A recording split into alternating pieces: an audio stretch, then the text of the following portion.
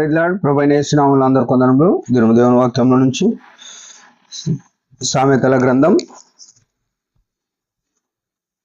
10వ అధ్యాయం 22వ వచనం.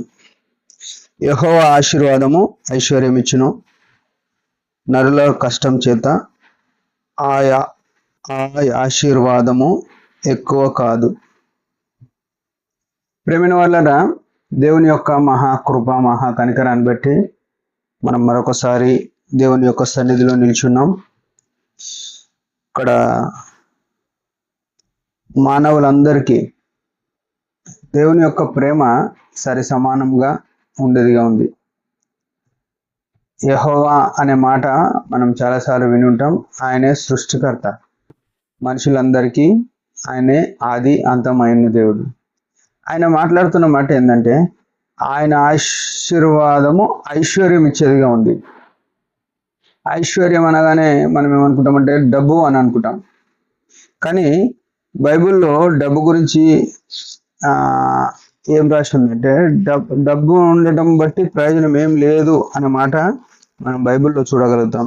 ఏముందంటే, ప్రసంగి గ్రంథంలో 5వ అధ్యాయంలో ఒక మాట ఉంది, 12వ వచనంలో, కష్టజీవులు కొద్దిగా తినను ఎక్కువగా తినను సుఖ నిద్ర నొందుదురు, అయితే ఐశ్వర్యవంతులు తమ ధన సమృద్ధి చేత నిద్ర పట్టదు. ఇప్పుడు ఎవరు ఐశ్వర్యవంతులు? డబ్బు ఇంటి నుండి ఉండి నిద్ర లేని వాళ్ళు ఐశ్వర్యవంతులు కాదు. డబ్బు లేకున్నా సమయానికి నిద్ర వచ్చిన వాళ్ళు ఐశ్వర్యవంతులు దేవుని వాక్య ప్రకారం. ఇక్కడ చూస్తే ఈ ఐశ్వర్యము యెహోవా ఆశీర్వాదం వలన వస్తుంది అని ఉంది. అంటే కష్టపడితే నరుల కష్టము ఏం చేస్తుంది అంటే ఆశీర్వాదం ఇస్తుందని అనుకొని కొందరు ఎట్లా అంటే మారు మనసు పొందుతారు, బాప్తిస్మ సాక్ష్యం ఇస్తారు, రక్షింపబడ్డామని చెప్తారు. కొన్నిసార్లు ఏం చేస్తారంటే మందిరం కంటే ఎక్కువ ఉద్యోగం లేకుంటే వారు చేసే పని, వారి అధికారులకు లోబడతారు. అదేం చూపిస్తుంది అంటే నరుల కష్టం చూపిస్తుంది. కష్టం చేత వారికి ఆశీర్వాదం ఎక్కువ కాదు అని బైబిల్ చెప్తుంది. ఎప్పుడైతే యేసు రక్తంతో కడగబడినామో మన అధికారి యేసు ప్రభువే ఉండాలి. మన మీద అధికారం ఆయనకే ఉండాలి మొట్టమొదటగా, ఆ తర్వాత ఇంకెవరైనా ఉండండి. అయితే కష్టం అందరు చాలా మంది ఏమంటారు, మేము కష్టపడి పైకి వచ్చినాం అని అంటారు.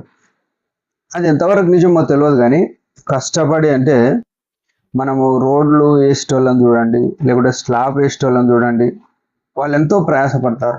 వారి కష్టం చాలా ఎక్కువ ఉంటుంది. కానీ వారు బతికిన రోజులు, వారి శరీరంలో బలం ఉన్న రోజులు అదే పని చేసి చచ్చిపోతారు. వాళ్ళు ఎప్పుడూ ఐశ్వర్యవంతులు కారు. అంటే దానికి కారణం ఏంటంటే వారి కష్టం తక్కువ వేయడం కాదు, దేవుని మీద ఆధారపడి జీవించినప్పుడు దేవుడు ఎట్లా అభివృద్ధి చేయాలనో, ఏ సమయమైనా హెచ్చించాలనో ఆయన బలిష్టమైన చేతుల కింద మనం ఉండేవారమై ఉండాలి. ప్రియమైన వాళ్ళ ఉదయకాలం దేవుడిచ్చే ఒక శుభవచనం ఏంటంటే, నేను ఆశీర్వదించేవాడిని అని అన్నాడు. నిజంగానే ఆయన ఆశీర్వదించినాడు. ఆయన ఆశీర్వాదము ఎంతోమంది పొందినారో వారు విస్తారంగా అభివృద్ధి పొందినట్టు చూస్తాం. అయితే మన జీవితంలో కూడా ఆశీర్వాదం కావాలంటే యేసు ప్రభు దగ్గర తప్ప కష్టం దగ్గర కాదు మనం ఉండాల్సింది. మన కష్టము మనల్ని బలహీనులుగా చేస్తుంది. ఎవరైతే యేసు ప్రభు పాదాల కాడ ఉంటారో వారు బలవంతులై ఉంటారు. ఎందుకంటే యెషయా గ్రంథం 31వ అధ్యాయంలో రాసి ఉంటారు ఏమనంటే, యెహోవా కొరకు ఎదురు చూసేవారు నూతన బలము పొందుదురు. అంటే ఆయన దగ్గర ఎదురు చూసేవారు బలం పొందేవారం అంటాం. ప్రియమైన వాళ్ళారు, మన జీవితాలు ఎట్లా ఉన్నాయి? మనం ఎవరి దగ్గర ఎదురు చూసేవారమైనా మనం సరి చేసుకొని ప్రభు యొక్క చిత్తంలో, ప్రభు మార్గంలోనే, ఇప్పటికి కూడా వేరే మార్గంలో కాదు, ఆయన దగ్గరనే ఉండి మనము ఆశీర్వదించబడాలని దేవుని యొక్క కోరిక. దేవుడి మాట దించిన చిన్న ప్రార్థన చేస్తాం. పరలోకమందున తండ్రి, యేసు ప్రభు నామములో వందనాలు. ఉదయకాలం ఇచ్చిన ఆశీర్వాద స్తోత్రములు. నీ ఆశీర్వాదం కొరకు మేము కనిపెట్టి చూసేవారమై ఉన్నట్లు నీ ఆత్మచేత నడిపించమని యేసు ప్రభు నామములో ప్రార్థిస్తున్నాం. ఆమేన్. మీరందరి పరిచయం గురించి బాగా ప్రార్థన చేయండి. Praise the lord.